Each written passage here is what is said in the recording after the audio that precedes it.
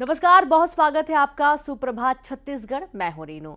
सबसे पहले बात रायपुर से बड़ी खबर की, जहां 3 स्थानीय अवकाशों का ऐलान हो चुका है। सिर्फ 3 जगहों पर होगा लागू। नवा रायपुर, अटल नगर और रायपुर शहर में लागू होगा। 9 अगस्त को नागपंचमी की छुट्टी, 2 सितंबर को पोला की छुट्टी और 11 अक्टूबर को महानवमी की छुट्टी होगी। तो ये 3 छुट्टियों का ऐलान किया गया है, जो कि सिर्फ कुछ ही जगहों पर लागू किया जाएगा। 3 स्थानीय अवकाशों का ऐलान सिर्फ 3 जगहों पर लागू। नवा रायपुर, अटल नगर और रायपुर शहर में ये 3 छुट्टियां घोषित की गई हैं। तो अब 9 अगस्त को नागपंचमी की छुट्टी होगी, 2 सितंबर को पोला की और 11 अक्टूबर को महानवमी की छुट्टी मिलेगी। बड़ी खबर रायपुर से है।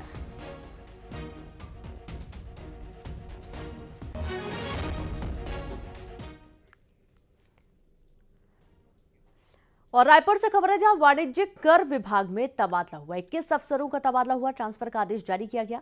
लंबे समय से एक जगह पर थे पदस्थ और अब तबादला हुआ है। 21 अफसरों के तबादले की खबर है। बड़ी खबर रायपुर से, वाणिज्यिक कर विभाग में तबादला, 21 अफसरों का तबादला हुआ है।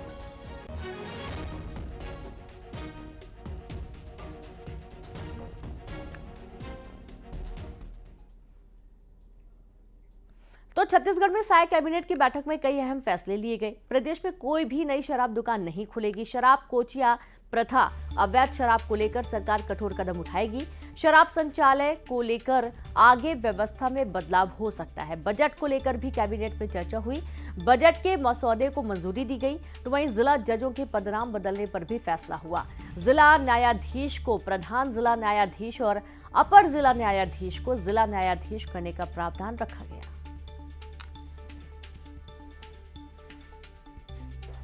नीति 2024-25 का अनुमोदन किया गया है और हमने यह निर्णय लिया है कि कोई भी नई मदिरा दुकान नहीं खोली जाएगी। और चलिए अगली खबर का रुख करेंगे।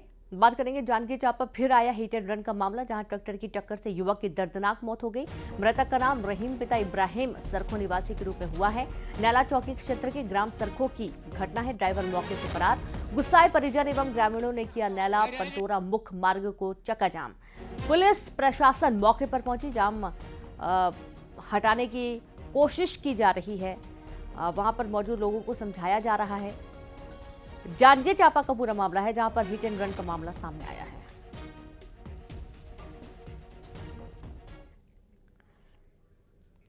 और अब खबर कोरबा से है, जहां अवैध निर्माण पर प्रशासन ने बुलडोजर चलाया। राताखार मार्ग पर पहुंची टीम ने सरकारी जमीन से अवैध कब्जे को हटवाया। बता दें कि नहर पुल से राताखार मार्ग तक सरकारी जमीन पर अतिक्रमण किया गया था, जिसे नगर निगम ने जमींदोज कर दिया। पावर हाउस रोड पर भी प्रशासन की टीम ने कार्रवाई की है।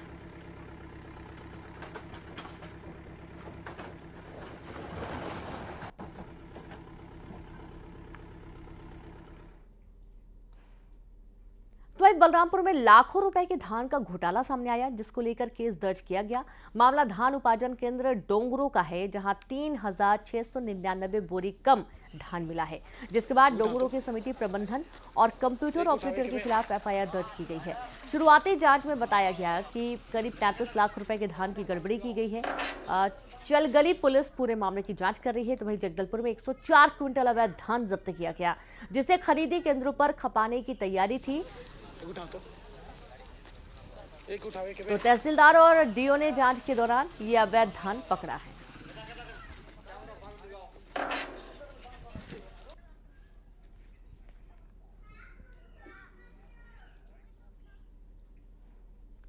तो छत्तीसगढ़ के दौरे पर पंडित धीरेन्द्र शास्त्री अपने बयानों को लेकर सुर्खियों में हैं। उन्होंने मंदिर धर्मांतरण और विपक्ष पर हमला बोला, जिसको लेकर सियासत तेज हो गई है। कांग्रेस ने बाबा के बयान पर पलटवार किया। रिपोर्ट देखिए।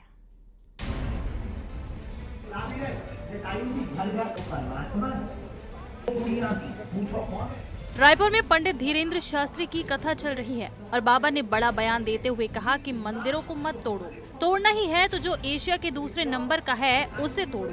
आपको बता दें कि जशपुर के कुनकुरी में एशिया का दूसरा सबसे बड़ा चर्च है। इतना ही नहीं, कुनकुरी सीएम विष्णुदेव साय का विधानसभा क्षेत्र है और बाबा का निशाना संभवतः यही था। वहीं बाबा ने धर्मांतरण, जातिगत जनगणना और अपनी शादी को लेकर भी बेबाक राय रखी।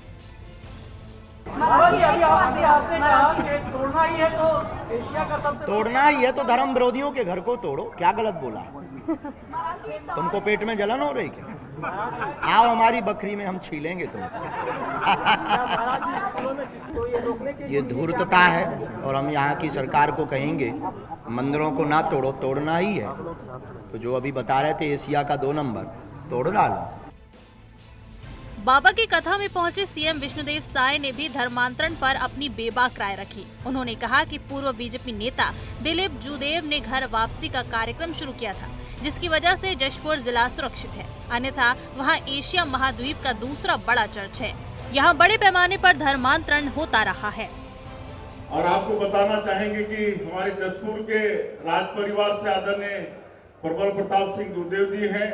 इनके पिताजी स्वर्गीय दिलीप सिंह जूदेव जी एक घर वापसी का कार्यक्रम चलाए, जिसके कारण हम लोगों का जिला जशपुर सुरक्षित है। अन्यथा वहां पर एशिया महाद्वीप का 2nd लार्जेस्ट चर्च है, जोरों से धर्मांतरण होता है। कांग्रेस ने बाबा और सीएम के इस बयान पर पलटवार किया। प्रदेश कांग्रेस के संचार विभाग प्रमुख सुशील आनंद शुक्ला ने कहा कि कोरी बयानबाजी कर लोगों को भ्रमित न करें, धर्मांतरण के खिलाफ कानून बनाएं। जब विपक्ष में थे तब छत्तीसगढ़ में धर्मांतरण का हमला बनाते थे। अब सरकार में आ गए हैं तो बोलते हैं कि जहाँ धर्मांतरण हुआ है उनको घर वापसी कराएंगे। तो कोरी बयानबाजी करने के बजाय ठोस कार्य योजना बनाएं। सुप्रीम कोर्ट ने तो केंद्र सरकार से को यह निर्देश दिया था कि धर्मांतरण देश की राष्ट्रीय समस्या है, तो इस पर कोई ठोस कानून क्यों नहीं बनाते हैं? भारतीय जनता पार्टी की केंद्र में सरकार है, राज्य में भी सरकार है। विधानसभा चुनाव में बीजेपी ने धर्मांतरण को बड़ा मुद्दा बनाया था और अब लोकसभा चुनाव की बारी है और बस्तर सहित अधिकांश आदिवासी क्षेत्रों में बड़े पैमाने पर धर्मांतरण होने के आरोप लगाए जाते हैं और छत्तीसगढ़ में आदिवासी बड़ा वोट बैंक है। Bureau report, news 18 Madhya Pradesh, Chhattisgarh. 16 जनवरी को सुकमा में जवानों के कैंप पर नक्सलियों ने हमला किया था। हमले से जुड़ा एक वीडियो सामने आया है। साथ ही नक्सलियों ने अपने 3 साथियों की मौत और बड़ी संख्या में जवानों के मारे जाने और घायल होने का दावा किया। ये रिपोर्ट देखिए। बीजापुर सुकमा बॉर्डर पर धर्मावरम पुलिस कैंप के पास से जवानों ने करीब 300 BGL यानी बैरल ग्रेनेड लॉन्चर के जिंदा सेल बरामद किए। नक्सलियों ने 16 जनवरी को करीब 1000 BGL कैंप पर दागे थे। इस हमले का वीडियो सामने आया है। पुलिस कैंप के अंदर घुसने के लिए नक्सलियों ने जंगली घास से बने विशेष पोशाक पहने थे। इस हमले में 3 नक्सलियों की मौत की बात खुद नक्सलियों ने मानी है। उसी रात नक्सली अपने तीनों साथियों के शवों को अपने साथ लेकर चले गए थे, जिसके बाद बस्तर के ही जंगलों में मारे गए इन तीनों नक्सलियों के शवों का अंतिम संस्कार भी कर दिया था। साथ ही नक्सलियों ने बड़ी संख्या में जवानों को मारने और घायल करने का भी दावा किया है। वहीं नक्सलियों ने पूरे इलाके में जगह जगह IED भी लगा रखी थी। तो एक तरफ नक्सलियों के खिलाफ सुरक्षा बलों का अभियान जारी है। नक्सल ऑपरेशन से जुड़े बड़े अधिकारी बस्तर में नक्सलियों की अंतिम लड़ाई का दावा कर रहे हैं। साथ ही प्रशासन की नीतियों के तहत बड़ी संख्या में नक्सली हथियार छोड़ मुख्य धारा से जुड़ रहे हैं। Bureau report, news 18 Madhya Pradesh, Chhattisgarh. Bilaspur के किसानों ने धान खरीदी की तारीख बढ़ाने की मांग की। प्रदेश में 1 नवंबर से धान खरीदी शुरू हुई, जो 31 जनवरी तक चलेगी। लेकिन किसानों का कहना है कि बेमौसम बारिश और 3 दिन की छुट्टी की वजह से बहुत से किसान धान नहीं बेच पाए हैं। जिले में 5 लाख किसान हैं, जिसमें 1 लाख किसान अभी तक धान नहीं बेच पाए हैं। 1 नवंबर 2023 से 31 जनवरी 2024 तक 3 माह तक किसानों की धान खरीदी की व्यवस्था शासन ने की है। लेकिन इस बीच पहले बेमौसम बारिश और अब लगातार 24, 25, 26 और 27 जनवरी को शासकीय अवकाश है, जिसकी वजह से प्रदेश के लाखों किसान धान बेचने से वंचित हो रहे हैं।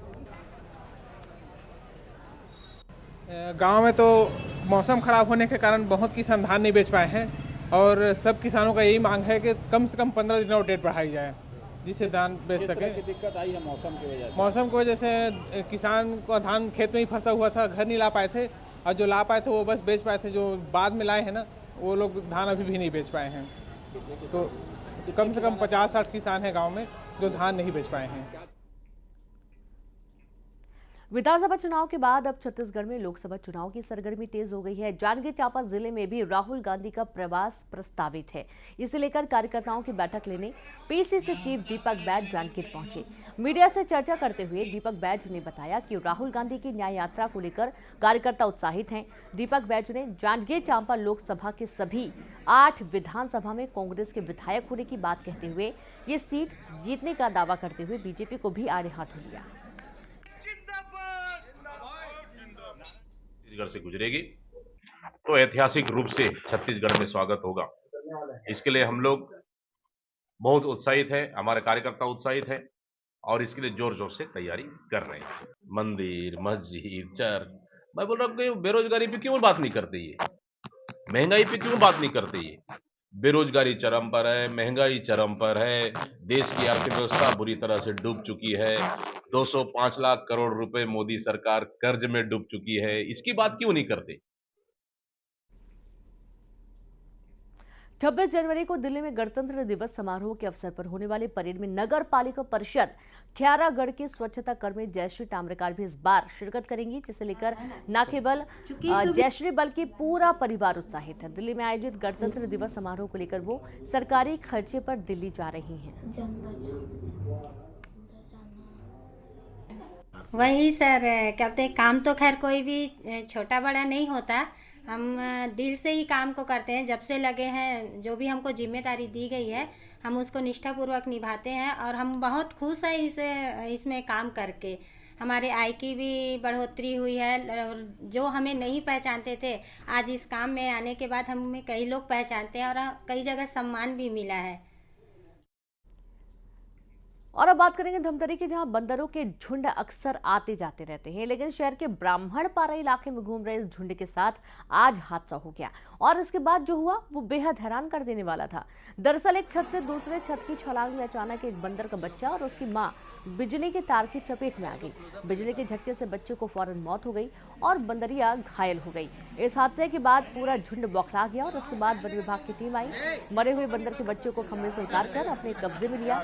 घायल बंदरिया को इलाज के इरादे से जाल में डालने की कोशिश की गई, जो नाकाम रही।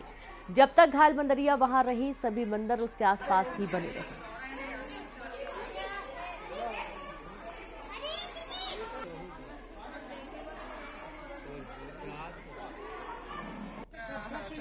बंदरों का झुंड ब्राह्मणपारा में देखा गया है और ऐसा कोई घर नहीं होगा कि सभी घर के छत में एक छत से दूसरे छत से तीसरे छत कूदते हुए एक बंदर अपने बच्चे के साथ तार के चपेट में आ गई और उसका बच्चा तार के चपेट में आके बच्चा खत्म हो गया और जो उनका वो है मतलब माँ है वो घायल हो गई और उसको घायल अवस्था में आधा 1 घंटा तक रही। उसके बाद थोड़ा ठीक हुआ तो उसको वन विभाग पकड़ने की कोशिश किए और वन विभाग कोशिश किए, वो पकड़ में आता था फिर छूट जाता था, पकड़ में आता था फिर छूट जाता था।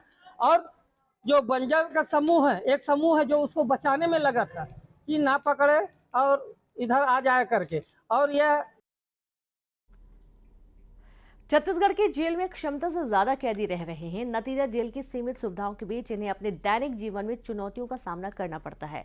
स्टाफ की कमी जेल कर्मियों की चुनौती बढ़ा रही है। हालांकि जेलों के आधुनिकीकरण को हरी झंडी मिली है, लेकिन हकीकत की जमीन पर ये कब आकार लेगा किसी को पता नहीं।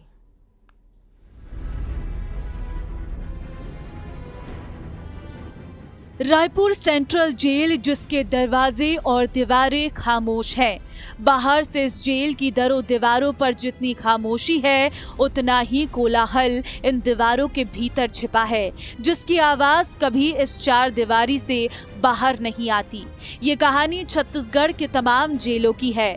बाहर आते हैं तो सिर्फ दस्तावेज, जिन पर जेल के भीतर बंद कैदियों की सुविधाओं में बढ़ती हिस्सेदारी की कहानी लिखी होती है। एक बार फिर एनसीआरबी के दस्तावेज सामने आए हैं, जो जेलों के भीतर सिखचों में कैद कैदियों की घुटन की कहानी बयां करती हैं। एनसीआरबी की रिपोर्ट के मुताबिक छत्तीसगढ़ की जेलों में क्षमता से करीब 45% अधिक कैदी हैं, जबकि जेल के भीतर की व्यवस्था दशकों पुरानी है। प्रदेश की जेलों में जिस रफ्तार से सुविधाएं घट रही, उसी रफ्तार से कैदियों की संख्या बढ़ रही है।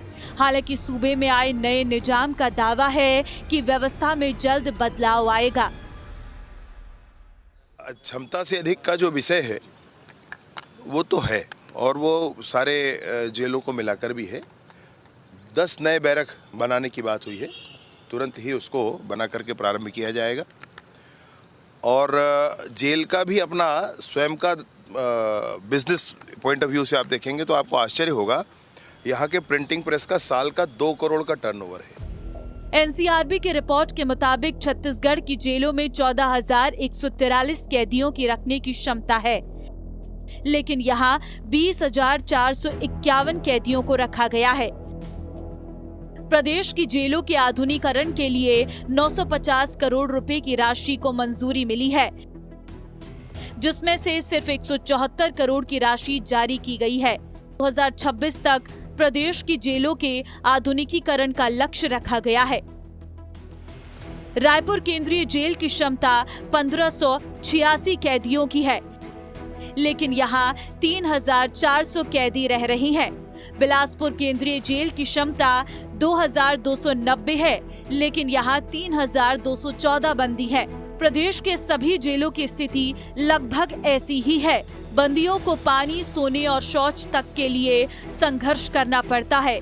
समस्या सिर्फ बंदियों तक सीमित नहीं है। छत्तीसगढ़ के 3 केंद्रीय जेल में अधीक्षक नहीं है, स्टाफ की कमी है। जगदलपुर, महासमुंद, रायगढ़, जशपुर समेत कई जिलों में जेल ब्रेक हो चुका है। कैदियों के बीच गैंगवार हो चुका है। छत्तीसगढ़ में कुल 5 केंद्रीय, 20 जिला और 5 उप जेल हैं, जिनमें ठूस ठूस कर कैदी भरे हैं। इनको मिलने वाली सुविधाओं में रोज बंटवारा हो रहा है, जो आने वाले दिनों में भयावह स्थिति की तरफ इशारा कर रहा है। हालांकि सूबे में निजाम बदला है, केंद्र और राज्य में डबल इंजन की सरकार है। मंत्री जी कह रही हैं कि अच्छे दिन आने वाले हैं, तो उम्मीद की जानी चाहिए कि तस्वीर जरूर बदलेगी। यदि आप अपराध करेंगे तो आपको पुलिस तो कार्रवाई करेगी ही, साथ ही साथ आपको जेल भी जाना पड़ सकता है। लेकिन सावधान रहिए, अगर आप जेल जाते हैं तो जेल में आपको नरकी जिंदगी जीना पड़ सकता है, क्योंकि छत्तीसगढ़ के जो जेल है, उप जेल है, वहाँ पर क्षमता से अधिक कैदी रखे जा रहे हैं। दरअसल इनकी क्षमता 14,000 है, लेकिन 20,000 से अधिक जो कैदी हैं वो वहाँ पर रखे गए हैं। ये हम नहीं कह रहे हैं, बल्कि एनसीआरबी का आंकड़ा है वो बता रहा है। साथ ही साथ जेलों के उन्नयन के लिए और बैरक बनाने के लिए और अन्य कार्यों के लिए 950 करोड़ की स्वीकृति केंद्र से दी गई थी, लेकिन महज 147 करोड़ रुपए ही खर्च किए गए हैं। ये जो खर्च का ब्यौरा है या खर्च करने की जो अवधि थी 2026 तक का है, लेकिन अभी 2023 तक 174 करोड़ ही खर्च किए जा सके हैं। मतलब यही है कि आप जेल जाएंगे तो पुलिस कार्रवाई करेगी, लेकिन आपको जेल में भी भुगतना होगा। कैमरा पर्सन राजेंद्र चौधरी के साथ युगल तिवारी, न्यूज 18 रायपुर, छत्तीसगढ़। गोल्डन महाशीर मछली की तलाश के लिए इंग्लैंड से छत्तीसगढ़ वैज्ञानिक पहुंचे हैं। कटघोरा डीएफओ के साथ चर्चा करने के बाद वैज्ञानिकों का दल हसदेव और उसकी सहायक नदियों में गोल्डन महाशीर मछली की तलाश करने निकल पड़ा है।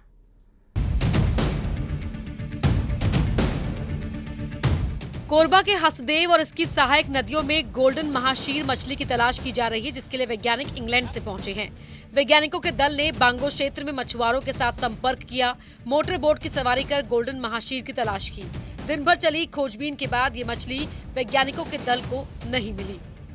छत्तीसगढ़ में पहले महाशीर नाम की एक मछली थी, जो पहले बहुतायत में पाई जाती थी, लेकिन लगातार अंधाधुंध शिकार होने के कारण, जलवायु परिवर्तन, नदी के आसपास प्रदूषण के कारण इस फिश की संख्या में काफ़ी कमी आई है। ऐसा माना जाता है कि अगर नदी नालों में अगर यह मछली अच्छी संख्या में है तो नदी नालों का सेहत अच्छा होता है और उसके अंदर जितने भी दूसरे प्रजाति है उसकी भी संख्या अच्छी होती है। इसी का शोध करने के लिए यह दल कटघोरा वनमंडल में आया था, जो 2 दिवसीय दौरे पे था, और विभिन्न नदी नालों में जाकर उनके द्वारा सर्वेक्षण किया गया।